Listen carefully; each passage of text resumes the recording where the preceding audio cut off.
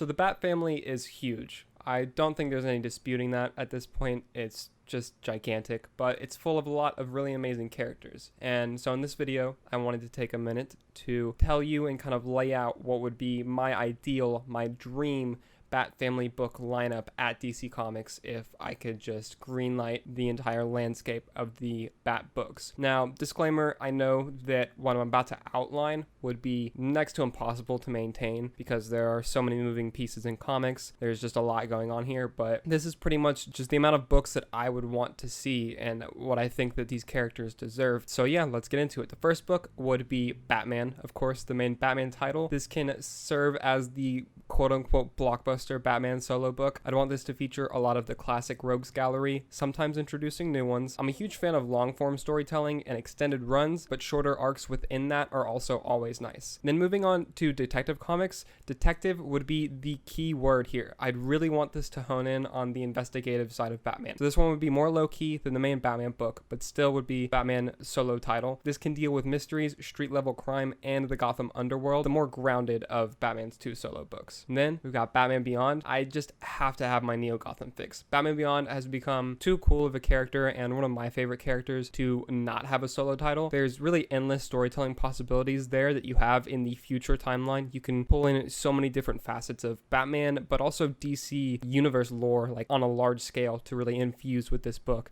And his cast of characters is just really great too. So gotta have a Batman Beyond solo title. Next up is Catwoman, because yes, in this dream scenario, I am including her in the Bat family. I would put her and Batman as being married at this point, even though she's technically not my number one choice for Batman, but that's a whole other topic that I'm not going to get into right now. But anyways, so Catwoman gets her solo title. Of course, you've got to have that ongoing with her. She could really be working the criminal underworld, dealing with a lot of that stuff. And then also just seeing how her and Bruce interact and handle a long-term relationship would be really good. She'd, of course, appear in the Batman solo title frequently, not all the time, but, you know, they're a couple in this, so she would be there. The next book would be Bat Boys, title work in progress, but basically it would be Dick Grayson assembling Jason Todd, Tim Drake, Damian Wayne, and Duke Thomas to be a rotating team performing covert operations in and outside of Gotham. This rotating function allows characters to logically appear in other titles, that way they're not always like in this book, so it makes sense that they could be moving around, but it also gives us an opportunity to have interaction between these characters and really let all these characters shine and get a spotlight when they need it. Then on the flip side of that, I have a Batgirls book, which would be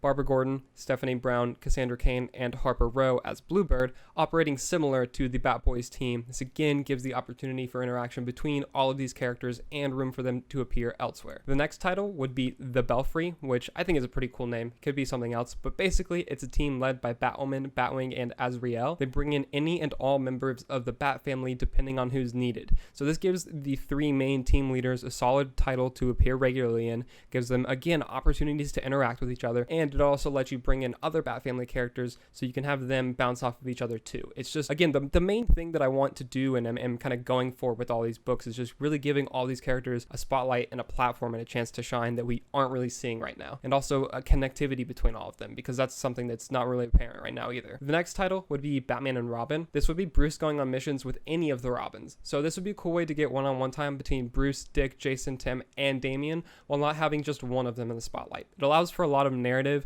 variety and also, again, just variety with character interactions and character spotlight. So it just makes it to where we get those, because, you know, seeing Batman and Nightwing team up is great. The moments we get between him and Jason are really, really good too. We'd, of course, still need him with Damian, that's his son. Then also Batman and Tim too. So it just really gives you the opportunity to do a lot there, and you can just do shorter arcs, longer arcs. You can maybe have multiple Robins with him sometimes, and so there's just a lot of possibility there. The next title would be Nightwing, because, of course, Nightwing needs and deserves his own solo book. This would be, of course, his personal life, and I'd have him stationed at Bloodhaven just because he really did that to move out of Bruce's shadow, and it really gives him his own world to kind of deal with. And I would also have Barbara Gordon frequently appearing in this book. In this scenario, him and Barbara Gordon are a couple, they're established, so she's got to be present as a big part of his life. The next one, I would have The Batgirl. This would be Barbara Gordon's solo title, because DC, of course, wants to have her stay as Batgirl, and I think she works well in that role, so she would be doing that. She would live with Dick in Bloodhaven, but she would also work in Gotham Gotham a lot and patrol it frequently. So again, this spotlights her relationship with the GCPD, her dynamic with her father really often, and we also, of course, get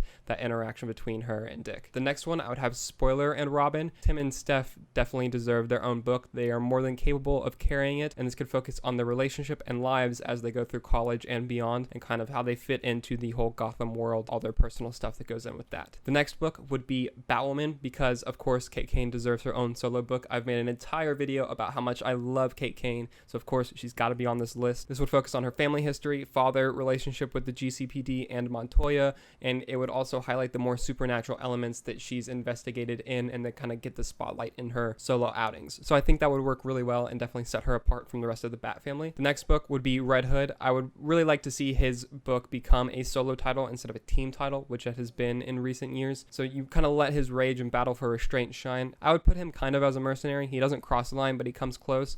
I wouldn't have him be necessarily the outcast of the Bat family, because I would of course still want those interactions that I mentioned in Batman and Robin, but I do think there's a lot more character work that you can do with Jason that hasn't really been done in the last like 10 years. So there's a lot of potential there. The next book I would have on there is Black Bat, and I only name it this because I don't think that DC would want two books named Batgirl on the stands at the same time, but Cassandra Cain absolutely deserves her own solo title. There is so much untapped potential for the character. You can really explore her relationship with Bruce and the rest of the family more. You can incorporate Lady Shiva and the League of Assassins. Just have her go worldwide.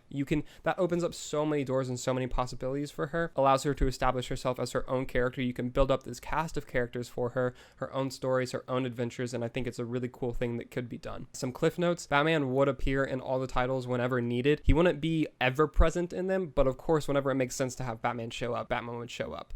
Then you could also do periodic minis for characters that don't have a solo ongoing to meet fan demand, such as Duke Thomas, Huntress. You could even do one for Alfred, like a couple issues that could be pretty cool. So I know, again, like I said at the beginning, it'd be crazy hard to maintain, but this is just a dream scenario. And then as a last side note, Huntress is one of the reserve Batfam members to me. I don't think that she's like in the close inner circle, but she's definitely not a part of the Bat family, you know? And so I would have her appear sometimes in like the Belfry and with the Batgirls from time to time, but she would also be pretty busy with the Birds of Prey in this idea anyways. So I think that her role there fits pretty well. But yeah, that's basically it. That's my long dream list of Bat family lineup of books that I would like to see. Like I said, the Bat family is huge, and I just think there's so much opportunity for so many of these characters. I think that there's a way to highlight them and a way to really do that. But again, it would be really hard to maintain. I get that, but this is just a dream. So let me know down in the comments below what your dream like lineup of Bat family books would be if you could do it, or at me on Twitter at Batman Files. If you enjoyed this video, please be sure to leave a like down below. If you haven't already, subscribe, turn that notification bell on. I really appreciate it, and I'll be sure to see you in the next one.